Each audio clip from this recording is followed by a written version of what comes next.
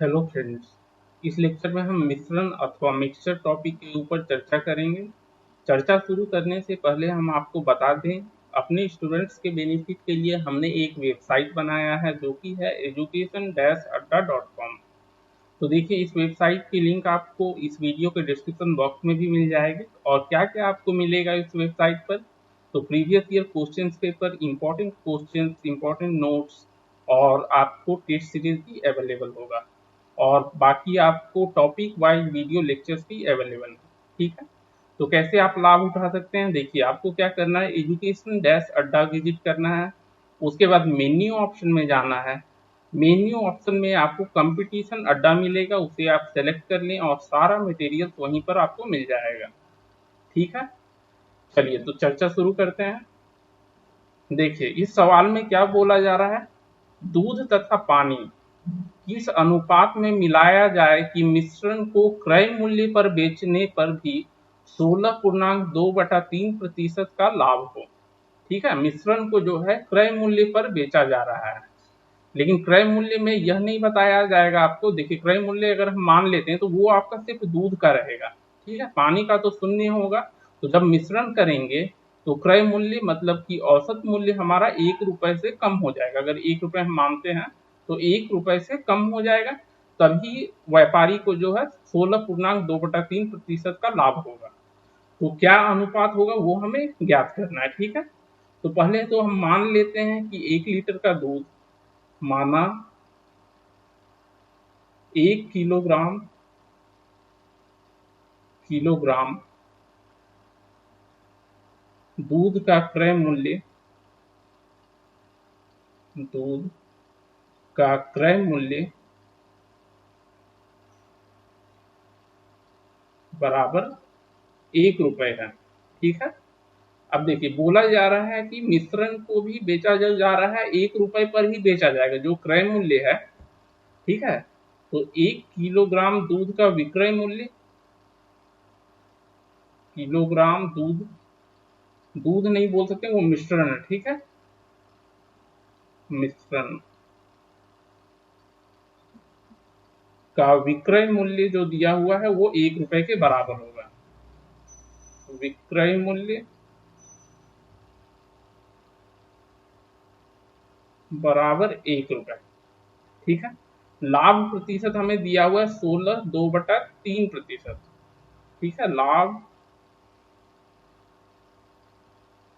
लाभ बराबर 16.2/3%, मतलब कि 50/3 हो जाएगा। 50/3%। अब देखिए, हमें लाभ प्रतिशत पता है, विक्रय मूल्य पता है, तो हम क्रय मूल्य ज्ञात कर सकते हैं। ठीक है, तो क्रय मूल्य हमारा जो मिश्रण का है, क्रय मूल्य बराबर क्या होता है, 100/100 जोड़ लाभ प्रतिशत, और ये हमारा है 50/3 गुना विक्रय मूल्य, और विक्रय मूल्य हमारा है 1 रुपए के बराबर। ठीक है, तो यहां से हमें मिल जाएगा 6/7 रुपए, 6/7 रुपए। अब देखिए, ये हमारा क्रय मूल्य जो है ये औसत मूल्य हो गया। ठीक है, तो अब हम क्या करेंगे, मिश्रण का नियम लगाते हैं। अब मिश्रण नियम द्वारा,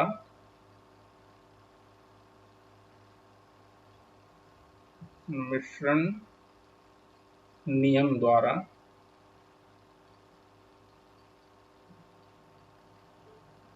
क्या बोल सकते हैं, 1 किलोग्राम दूध का क्रय मूल्य, 1 किलोग्राम दूध का क्रय मूल्य,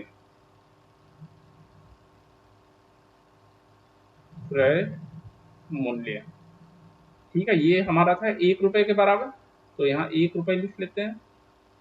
अब वही 1 किलोग्राम पानी का क्रय मूल्य कितना होगा, 1 किलोग्राम पानी का क्रय मूल्य।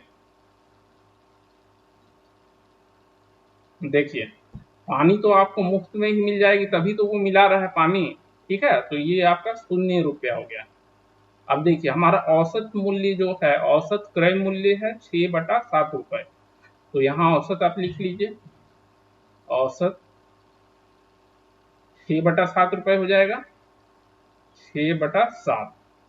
अब देखिए क्या करते हैं हम, मिश्रण नियम हमारा क्या बोलता है कि क्या अनुपात होने चाहिए। तो यहाँ हो जाएगा आपका 6/7 में घटा देंगे 0, तो 6/7, 6/7, और वहीं क्रय मूल्य जो दूध का है उसमें घटा देंगे, 1 रुपए में घटाएंगे 6/7 रुपए, तो ये आपका हो जाएगा 1/7 रुपए। तो अनुपात हमें मिल गया दूध तथा पानी का, अतः दूध तथा पानी का अनुपात बराबर 6/7 अनुपात 1/7, मतलब कि हम बोल सकते हैं 6 और 1 के अनुपात में मिला हो रहा है। ठीक है, चलिए अगला सवाल देख लेते हैं। देखिए इस सवाल में क्या बोला जा रहा है, एक व्यक्ति के पास कुल 1,20,000 रुपए थे, इसमें से कुछ रुपए उसने 14% वार्षिक दर पर तथा शेष 18% वार्षिक दर पर उधार दे दिए। और क्या बोला जा रहा है, देखिए 1.5 वर्ष बाद उसे कुल ब्याज जो मिल रहा है 27,900 रुपए मिला। ठीक है, ये 1.5 वर्ष है, ये 1 वर्ष नहीं है, ये आपको ध्यान देना है। तो हमें पता करना है कि भिन्न भिन्न दरों पर उसने कितना कितना धन उधार दिया। ठीक है, चलिए तो क्या करेंगे, देखिए 1.5 वर्ष का दिया हुआ है ब्याज, तो पहले हम क्या करेंगे, ब्याज दर पता करने के लिए, औसत ब्याज दर जो है उसे पता करने के लिए हम 1 वर्ष में कितना ब्याज मिलेगा वो निकाल लेते हैं। ठीक है, चलिए तो देखिए रुपए 1,20,000, ठीक है, ये हमारा मूलधन हो जाएगा। 1,20,000 पर कितना वर्ष है, 1.5 वर्ष, मतलब कि 3/2 वर्ष लिख सकते हैं। 2 वर्ष में ब्याज ब्याज मिल रहा है 27,900। ठीक है, 27,900, तो हमें ब्याज दर यहां से मिल जाएगा आपका वार्षिक ब्याज दर जो है, अतः वार्षिक ब्याज दर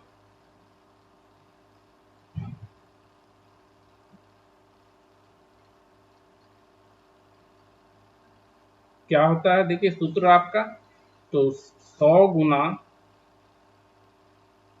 जो ब्याज मिला है, तो 27,900 भागा कितने समय के लिए, 3/2 वर्ष, तो समय से भाग देंगे 3/2, और मूलधन से भी भाग देना है हमें, तो मूलधन हमारा है 1,20,000।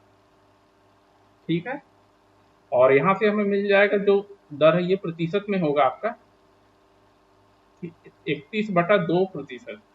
ठीक है, ये हमारा औसत ब्याज दर यही हो गया। अब हम क्या करेंगे, मिश्रण का नियम यहाँ लगा लेंगे। ठीक है, मिश्रण नियम द्वारा मिश्रण नियम द्वारा तो दो दर क्या क्या थे हमारे, देखिए पहला तो आपका 14% है, दूसरा 18% है। ठीक है, तो प्रथम जो धन है, प्रथम या प्रथम धन की दर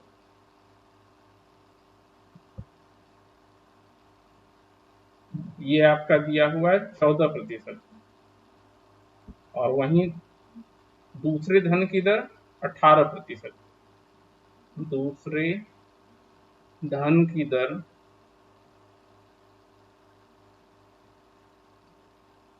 ठीक है, ये 18% है। चलिए इसे भी नीचे लिख लीजिए आप, 14%। अब हमें औसत दर पता चल चुका है, तो औसत दर हमारा है 31/2%। औसत दर तो ये हमारा है 31/2%। ठीक है, तो यहाँ भी हम मिश्रण नियम द्वारा किस अनुपात में रहेगा ये दो दर, चलिए तो इधर हम लिख सकते हैं 18 घटाव 31/2, तो ये आपको मिल जाएगा 5/2, और वहीं 31/2 में घटा देंगे 14, तो ये 3/2 हो जाएगा। ठीक है, तो अनुपात देखिए हमारा निकल जाएगा, और स्पेस चाहिए हमें,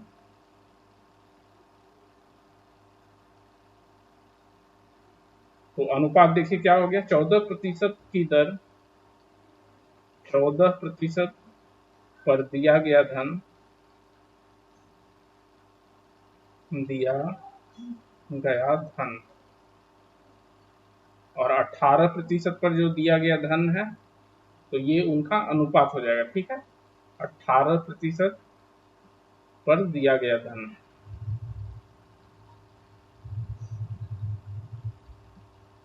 तो अनुपात क्या हमें मिला था, 1:5/2 और 3/2 का अनुपात। ठीक है, तो ये हमारा हो जाएगा 5/2 अनुपात 3/2। तो 2 से गुना कर देंगे तो ये हमें मिल जाएगा 5 और 3 का अनुपात। ठीक है, लेकिन हमें क्या पता करना था, हमें पता करना था कि भिन्न भिन्न दरों पर उसने कितना कितना धन उधार दिया। ठीक है, तो 14% पर कितना दिया और 18% पर कितना दिया। तो देखिए 14% की दर पर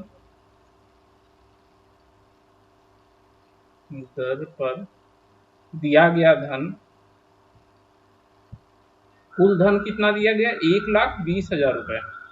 ठीक है, तो 1,20,000 में हमें पता चल चुका है कि 5:3 में दोनों दर पे दिया गया है। तो हम बोल सकते हैं कि जो 14% पर दिया गया है वो 8 भाग में 5 भाग होगा। ठीक है, तो 5/8 गुना जो पूरा धन दिया गया, जो कि हमारा है 1,20,000 रुपए। ठीक है, और ये हो जाएगा देखिए 15×5 = 75,000। 75,000 आपको दिया गया है 14% पर। और दूसरा हम घटा करके डायरेक्ट निकाल सकते हैं। तो 18% की दर पर दिया गया धन बराबर जितना पूरा दिया गया है, मतलब कि 1,20,000, उसमें हम घटा देंगे 75,000 रुपए। ठीक है, या तो आप वैसे भी निकाल सकते थे, 3/8 गुना 1,20,000 कर देते तो भी आपको मिल जाता। चलिए, तो ये हमारा हो जाएगा 45,000 रुपए। यही हमारा उत्तर हो गया। चलिए अगला सवाल देख लेते हैं। देखिए इस सवाल में क्या बोला जा रहा है, एक व्यापारी के पास 6 क्विंटल चीनी थी। इसमें से उसने कुछ चीनी 7% लाभ पर बेचा तथा शेष जो बच जाता है 6 क्विंटल में वो 17% लाभ पर बेचता है। ठीक है, और सारी चीनी पर जो औसत लाभ मिला वो 11% है। औसत लाभ 11%, तो उसने 17% लाभ पर कितनी चीनी बेची, ये हमें ज्ञात करनी है। ठीक है, तो देखिए यहाँ भी हमें क्या करना है, मिश्रण नियम लगाकर पता कर लेंगे कि किस अनुपात में उसने कौन सी चीनी बेची है। ठीक है, चलिए तो मिश्रण नियम डायरेक्ट हम लगा देते हैं। मिश्रण नियम द्वारा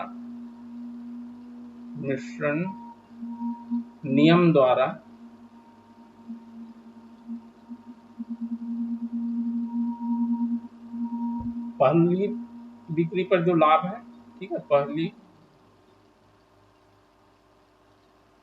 बिक्री पर लाभ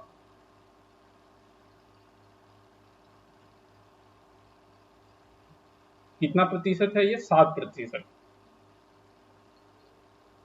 ठीक है, ये लाभ हमारा है 7% हो गया। और दूसरी बिक्री पर लाभ जो है 17% की है। दूसरी बिक्री पर लाभ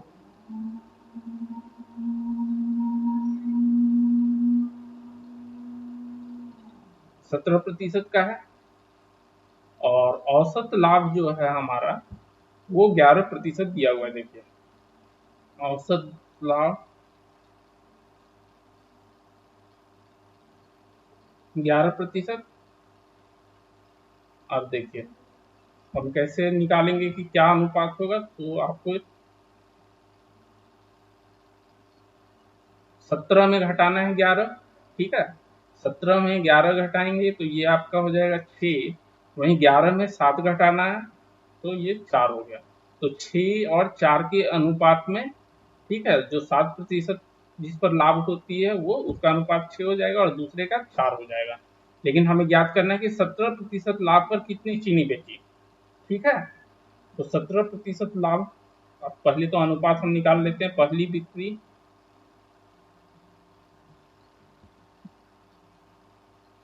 बिक्री पर लाभ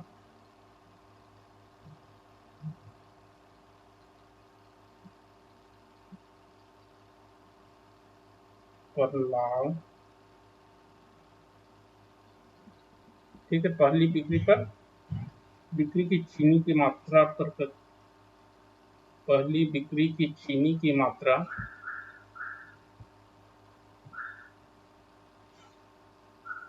चीनी की मात्रा, वहीं दूसरी बिक्री की चीनी की मात्रा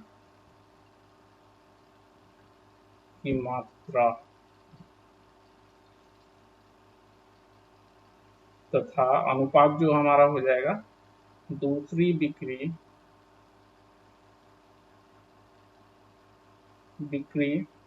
की चीनी की मात्रा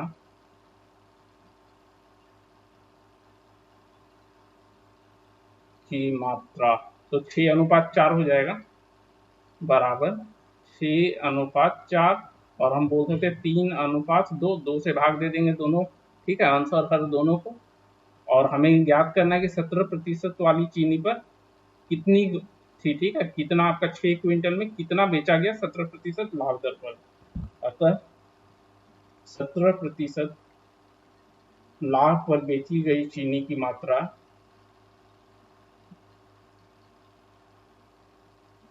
बेची गई चीनी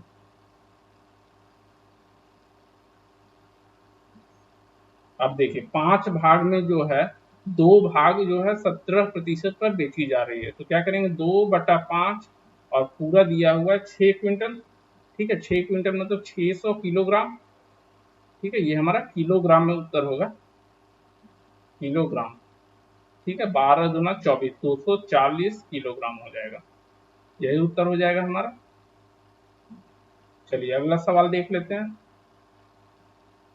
इसमें क्या बोला जा रहा है, देखिए एक बर्तन में दूध और पानी का अनुपात दिया हुआ है 7 तथा 3, वहीं दूसरी बर्तन में दूध और पानी का अनुपात है 8 तथा 5।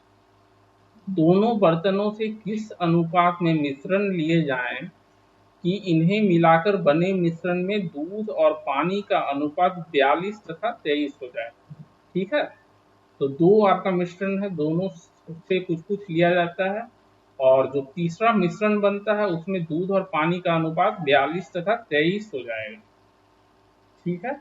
तो इसमें देखिए क्या करेंगे, हम पहले तो हम दूध का क्रय मूल्य ले लेते हैं। 1 लीटर दूध का, माना 1 लीटर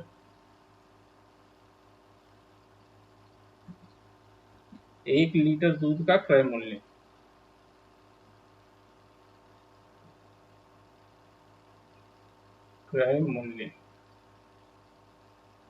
बराबर 1 रुपए मान लेते हैं हम, ठीक है।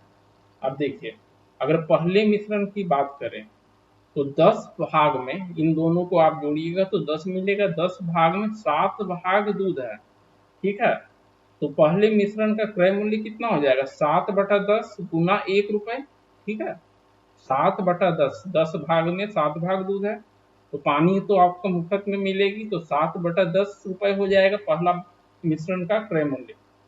पहले मिश्रण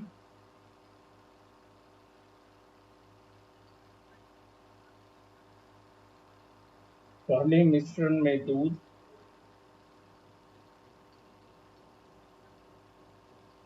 ठीक है, ये हमारा हो जाएगा 7/10, वहीं दूसरे मिश्रण में 8/5, दूसरे मिश्रण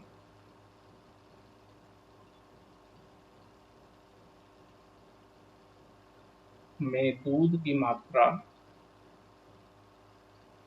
देखिए 8/5 आपका अनुपात दिया हुआ, मतलब 13 भाग में 8 भाग दूध है, तो 8/13 हो जाएगा, और वहीं जो आपका बाद में दोनों को मिलाकर जो मिश्रण बन रहा है उसमें 42 तथा 23 का अनुपात है, ठीक है, इन दोनों मिश्रण से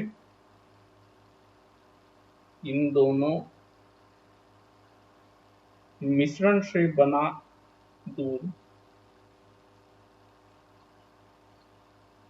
मिश्रणों के मिश्रण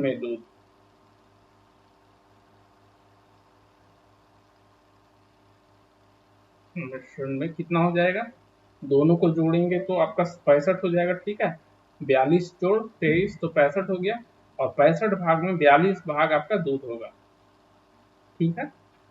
नीचे आपका 65 होगा।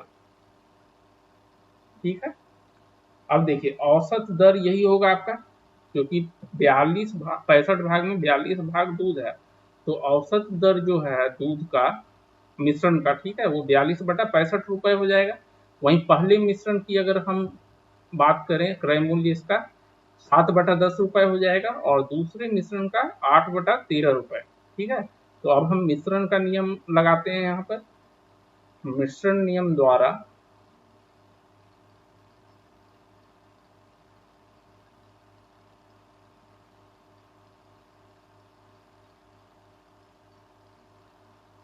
देखिए, पहले मिश्रण में हम पूरा जो मिश्रण मान रहे हैं 1 लीटर ही मान रहे हैं। ठीक है, पहले मिश्रण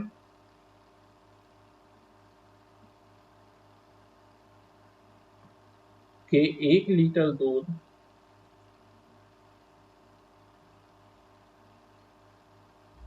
1 लीटर का क्रय मूल्य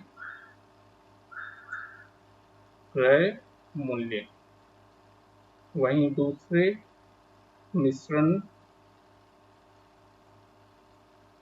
दूसरे मिश्रण के 1 लीटर का क्रय मूल्य और औसत क्रय मूल्य। ठीक है, 3 चीज हमें पता चल चुका है। औसत क्रय मूल्य, देखिए इसका हमारा हो जाएगा 7 पहला मिश्रण में 7 भाग दूध है, तो 7/10 रुपए हो जाएगा, 7/10 रुपए। वहीं दूसरे मिश्रण की बात करें तो 8/13 रुपए। और औसत जो हमारा है, जो इन दोनों मिश्रणों से बना हुआ मिश्रण है, उसका 42/65।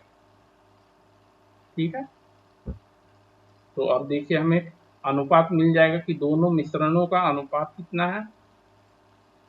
देखिए कैसे करेंगे, तो 42/65, ठीक है, उसमें घटा देंगे 60/10, तो इधर आपको मिल जाएगा 7/130। ठीक है, और इधर भी आप घटा दीजिए तो इधर 2/65, तो अनुपात हमारा हो जाएगा। अतः अभिष्ट अनुपात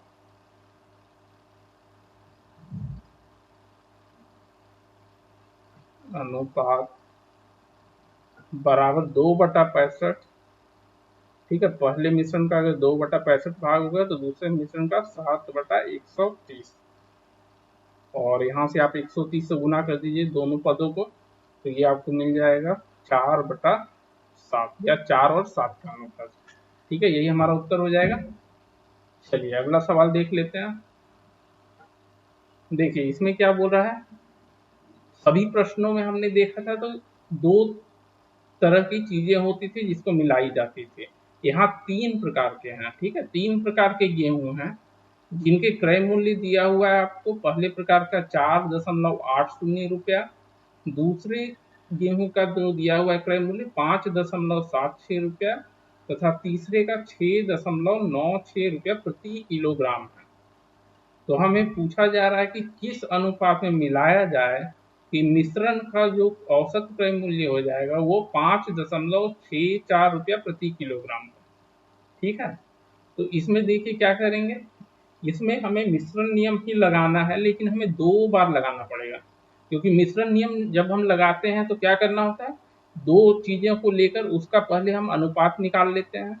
तो यहाँ पहले तो हम पहला और दूसरे प्रकार की गेहूं का अनुपात निकाल लेंगे, उसके बाद हम दूसरे तथा तीसरे का अनुपात निकाल लेंगे, और एक आपका जो ये है ये कॉमन रहेगा, दोनों में रहेगा शामिल। ठीक है, दूसरा प्रकार का गेहूं, तो उसको हम बराबर कर देंगे अनुपात में, तो वहां से हमें तीनों का अनुपात मिल जाएगा। ठीक है, तो मान लेते हैं कि तीनों प्रकार की गेहूं जो है ए बी सी है। माना 3 प्रकार के गेहूं क्रमशः 3 प्रकार के गेहूं क्रमशः ए बी तथा सी। ठीक है, ए बी तथा सी है। अब देखिए हम ए और बी पर मिश्रण नियम लागू करते हैं। ए, ठीक है, ए का 1 किलोग्राम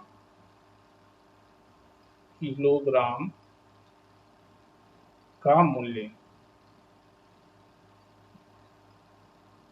कितना दिया होगा, 4.80। अगर हम इसे पैसे में लिखें तो 480 पैसे हो जाएगा। ठीक है, 480 पैसे। वहीं बी का 1 किलोग्राम का मूल्य, बी का दिया हुआ 5.76 रुपए, मतलब कि हमारा 576 पैसे हो गया। ठीक है, अब इन दोनों का औसत मूल्य कितना होना चाहिए, तो 5.64 रुपए। तो औसत मूल्य जो है हमारा, औसत मूल्य बराबर, रुपए में नहीं पैसे में लिखते हैं, तो 564 पैसे। ठीक है, अब देखिए ए और बी का अनुपात हम ज्ञात कर सकते हैं।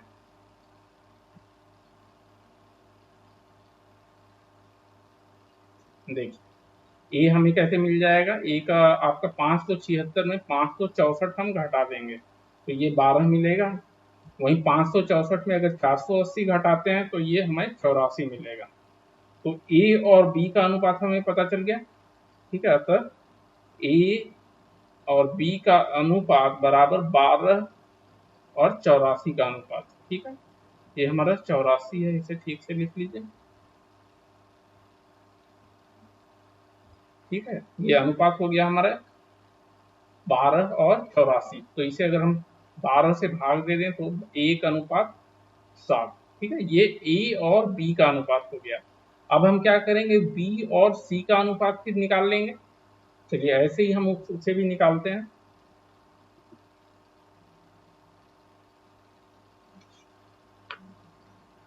देखिए बी का 1 किलोग्राम का मूल्य जो है, बी का 1 किलोग्राम का मूल्य, ठीक है, 5.76 रुपए था, मतलब 576 पैसे। वहीं अगर सी की बात करें तो सी का 1 किलोग्राम का मूल्य, 1 किलोग्राम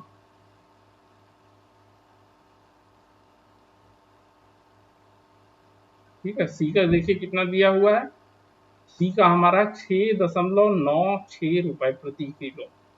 तो 696 हो जाएगा, 696 पैसा। और औसत दर आपका दिया हुआ है, औसत मूल्य बराबर 564 पैसे। ठीक है, 564 पैसे में है। तो अब हमें बी और सी का अनुपात यहाँ से मिल जाएगा। देखिए बी का अनुपात क्या हो जाएगा, 696 में घटाना है 564, तो इधर आपका 132 हो जाएगा।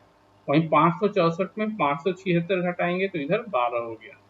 ठीक है, तो बी और सी का अनुपात, बी तथा सी बराबर 132:12। ठीक है, 12 से भाग दे देंगे तो कितना हो जाएगा, 11:1। अब आप ध्यान से देखिए, हमें दो अनुपात मिल गया है, ए और बी का अनुपात बराबर कितना था, 1:7 का अनुपात। ठीक है, अब वहीं अगर हम बात करें बी और सी का अनुपात, बी और सी का अनुपात दिया हुआ है 11:1 का अनुपात। ठीक है, अब देखिए हमें क्या करना है, बी जो है एक दूसरे को जोड़ रहा है, ये देखिए आपको एक दूसरे को जोड़ रहा है। तो बी को अगर हम दोनों अनुपात में बराबर कर दें तो हमें ए बी और सी तीनों का अनुपात मिल जाएगा। तो अगर हम ए और बी के अनुपात को 11 से गुना कर दें, ठीक है, और बी और सी के अनुपात को 7 से गुना कर दें तो हमें ए बी सी का अनुपात मिल जाएगा। ठीक है, चलिए अच्छे से लिख लेते हैं, ए और बी का अनुपात अगर हम 11 से गुना करते हैं तो 11 अनुपात 77, ठीक है। वहीं बी और सी का अनुपात अगर 7 से हम गुना कर दें तो ये 77 अनुपात 1, ठीक है। अतः ए, बी और सी का अनुपात, यहाँ देखिए अब 77 77 बराबर हो गया, तो अनुपात हमारा जो हो जाएगा 11 अनुपात 77 अनुपात, अच्छा ये 7 से हम गुना किए तो यहाँ 7 हो जाएगा 7, ठीक है। यही हमारा उत्तर हो जाएगा। ओके फ्रेंड्स, तो इस लेक्चर में हमने मिश्रण के कुछ महत्वपूर्ण प्रश्नों की चर्चा की। Okay, thank you.